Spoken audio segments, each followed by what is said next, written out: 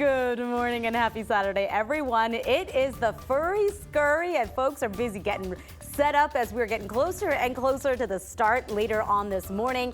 You're taking a live look at Wash Park right now as organizers are setting up for the 2-mile dog walk through the park. Our very own Corey Rose and Jordan Chavez are emceeing the event. We're going to be checking in with them in just a little bit. Thanks so much for joining us. I'm Anusha Roy. And I'm Mark Salinger. It is Furry Scurry Saturday. He's pumped. You're going to be there later today. I'm just waiting for the show to get over so I can go. I know. He's just like, I gotta go to Wash Park. I even got my t-shirt. I am ready to go. Want to bring in Keely Chalmers this morning. And Keely, it is going to be a nice day just to get outside and walk your dog, right? I'll tell you what, it's not going to be bad at all. We do have the winds picking up, so expect breezy conditions. A few clouds out there this morning. Temperatures are going to be pretty normal for this time of the year. Not too bad. 37 degrees out at DIA right now. Those winds out of the south, 6 miles per hour. So again, light winds out there this morning. A beautiful start to our Saturday. A little chilly out there. We're at 33 in Greeley. Lyman checking in at 32 degrees right now. 39 in Fort Collins. As you head up into the higher country, we're looking at 20s and 30s right now. We will be warming up again here in the metro area into the mid to upper 60s. Taking a look at our HD Doppler radar, really not too much going on. Just a few light clouds out there. Those will clear out. We got southwesterly flow. That's going to help warm things up a bit. So expect mostly sunny skies. Again, we're going to top out right around 67 degrees out at DIA. Those winds are going to be picking up out of the southeast, gusting up to 25 miles per hour.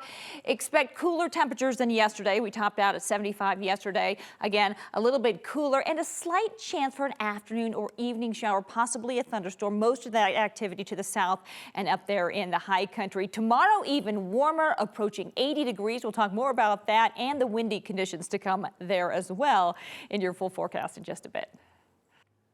Protests in support of Palestine are continuing on college campuses across the country, including right here in Colorado. While the University of Denver hasn't seen the same number of protesters as other schools, the chancellor there is reacting to the difference between free speech and discrimination that we're seeing play out right now. In the statement released yesterday, the chancellor writes, quote, "As you know, the University of Denver is deeply committed to free expression. We each have our right to express ourselves and call for change that reflects our values." They go on to say, "Let me be very clear. As I have said previously, while we strongly support free expression, calls for genocide, acts of violence, or anti-Semitism will not be tolerated at DU." DU says they received reports of recent demonstrations on campus being filled with anti-Semitic language. That behavior obviously made some students feel unsafe and unwelcome on campus. The school is now reviewing those claims to see if anyone should be punished. Meanwhile, Denver Police Chief Ron Thomas says that his department has refused a request to sweep a pro-Palestinian protest on the Auraria campus in downtown Denver for a second time. He is now telling campus leaders that he doesn't think it would be legal. Chief Thomas spoke before the Denver Citizens Oversight Board and about last week's sweep on the encampment on Tivoli Quad. Denver police participated in the sweep in which at least 40 people were arrested for trespassing. Thomas told the board that he thought campus police would remove the protesters' tents, but when they didn't, the protesters came back very quickly. Thomas says he then refused a request for DPD officers to come back and sweep the protesters again because the protest was growing and he did not think it would be, quote, safe or appropriate. We absolutely aren't going to just, go in and sweep out this peaceful protest just because they're occupying a space on your campus that you'd like to use for something else right now. Thomas also said that he doesn't see a legal way to make a mass arrest unless the protests are escalating to a point that it becomes unlawful assembly, and DPD doesn't have any evidence to suggest that is happening anytime soon. New overnight, the Douglas County Sheriff's Office is asking for the public's help finding a man accused of kidnapping someone. Police say this happened just before 7 last night. They say the victim was threatened with a gun, and the suspect forced them to drive from the 9200 block of South Broadway, just south of C-470 and Highlands Ranch, all the way to Englewood. Police described the suspect as a 6-foot-tall white man with stubby facial hair and a tattoo on his face and left index finger. You can kind of see a picture there, a little bit blurry, but you can kind of see what he looks like. If you know who he is or have seen him, please contact the Douglas County Sheriff's Office.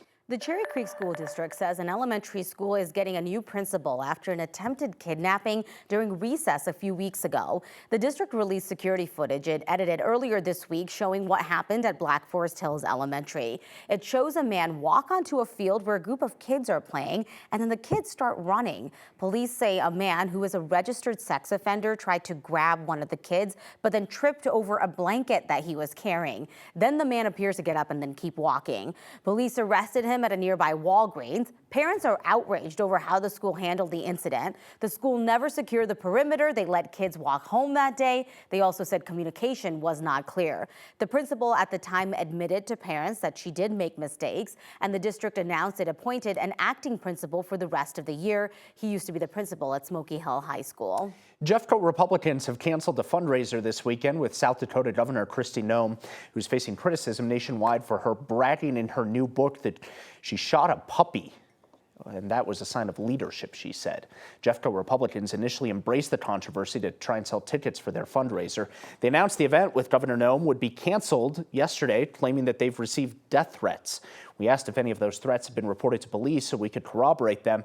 Jeffco Republicans did not respond. The GOP group said that in a statement that it wasn't taking sides on whether Noem was in the right to kill the puppy. On talk radio, the president of Jeffco Republicans said that they're now stuck with about 300 copies of Noem's book, if anyone wants to take those off their hands. Well, today the city of Denver is hosting its yearly mulch giveaway. The mulch actually comes from all those Christmas trees people were recycling. This was through the city's Tree Cycle program. Today you're going to be able to dig your own mulch at Denver Central Park campus and Havana Nursery. You do have to bring your own rake or shovel and bags to put the mulch in.